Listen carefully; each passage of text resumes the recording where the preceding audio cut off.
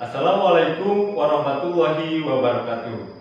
Anak-anakku, pada kesempatan kali ini saya akan menyampaikan materi P5 BK, yaitu potensi lokal. Nah, anak-anak, perlu kalian ketahui bahwa P5 BK adalah salah satu mata pelajaran sebagai tindak lanjut penetapan sekolah menengah kejuruan sebagai pelaksana program sekolah pusat keunggulan yang sesuai dengan keputusan Menteri Pendidikan dan Kebudayaan, Ristek dan Teknologi nomor 165/M/2021 dan Direktorat Kemitraan Dunia Usaha dan Industri.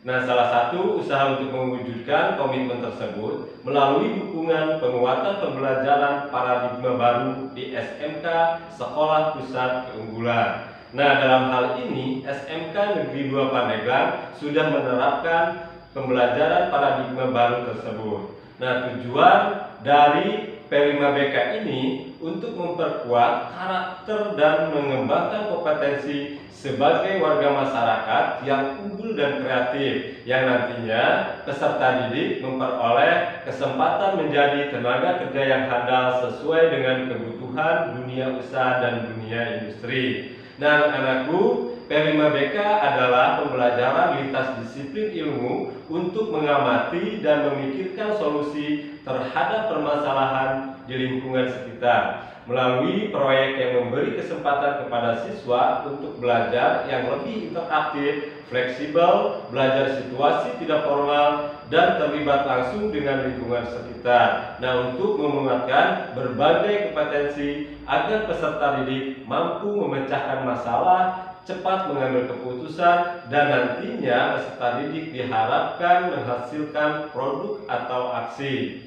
Nah, tujuan dari pembelajaran pada kesempatan ini yaitu peserta didik mampu mengeksplorasi peluang dan potensi usaha yang bersumber pada potensi desa atau daerah setempat. Anak-anak, dari banyaknya desa, di setiap desa memiliki karakteristik dan ciri khas tersendiri, dan ini bisa mengangkat peluang untuk mengembangkan potensi usaha dari desa itu. Nah, peluang usaha yang ada mempunyai potensi yang besar, harus kita manfaatkan dan kita jadikan sebuah peluang usaha bagi masyarakat itu sendiri. Anak-anak, dari Badan Statistik Provinsi Banten tahun 2019 terdapat 1.552 desa. Nah, tentunya dalam hal ini harus ada kerjasama ketika kita mau mengelola kemajuan desa itu antara aparatur desa dan masyarakat agar bisa berdampak perubahan yang baik dalam segi pengelolaan supaya dapat mengangkat perekonomian masyarakat. Nah, bagi anak-anak, kalian harus diimbangi dengan kompetensi yang ada di sekolah, dengan harapan ketika kalian sudah lulus, bekerja atau berwirausaha, kalian supaya bisa berpartisipasi memajukan desa kalian, yaitu dengan mengurangi pengangguran dan menghapus kemiskinan di negara kita Indonesia. Nah, anak-anak, menurut Endah, eksplorasi desa adalah potensi lokal yang merupakan kekayaan alam budaya dan sumber daya manusia yang terdapat di sebuah daerah. Anak-anakku, dalam materi pembelajaran kali ini, bagaimana kita melihat potensi desa kita yang merupakan potensi lokal yang harus kita kembangkan dan kita jadikan sebagai peluang usaha. Kita simak materi berikut ini.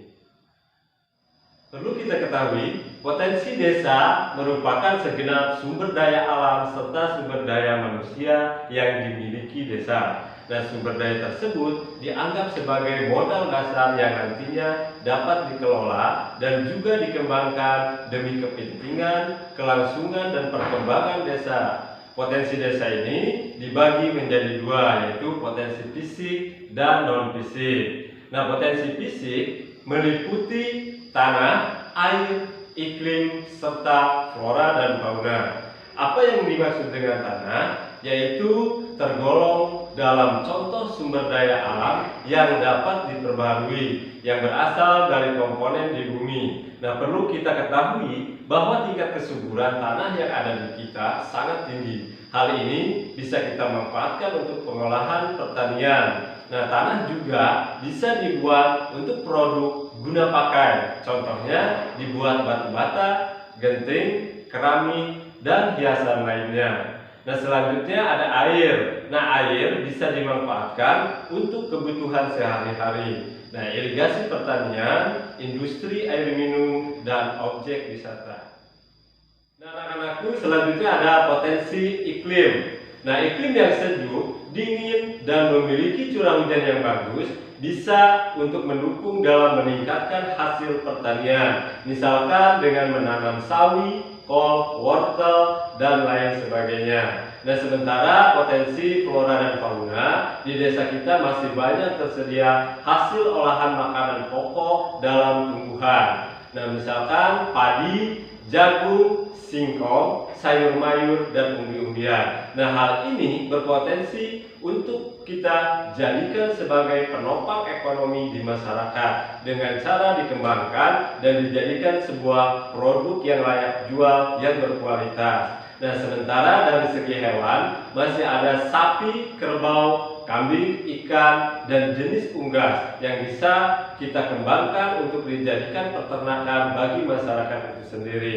Dan anak-anakku, dari hasil pertanian dan peternakan ini kita bisa kemas menjadi sebuah produk yang layak jual, sehingga perekonomian masyarakat semakin meningkat. Nah, anak-anakku, yang kedua ada potensi non-fisik.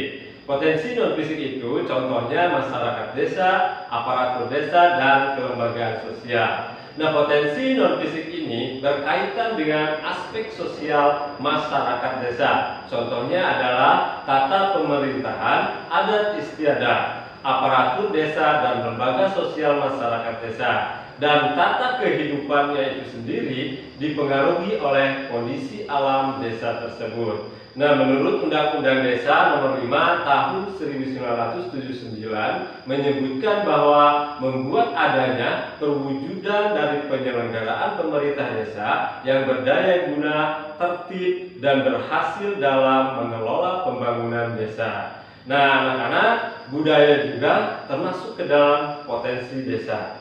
Nah, ini bisa dalam bentuk kesenian, adat istiadat. Hal ini bisa memberikan peluang untuk menunjang wisata yang ada di desa itu sendiri. Nah, anak-anakku, itulah contoh potensi lokal yang ada di kita. Semoga kalian bisa memanfaatkan potensi yang ada di sekitar kalian masing-masing. Nah, anak-anak, sampai di sini dulu materi kali ini.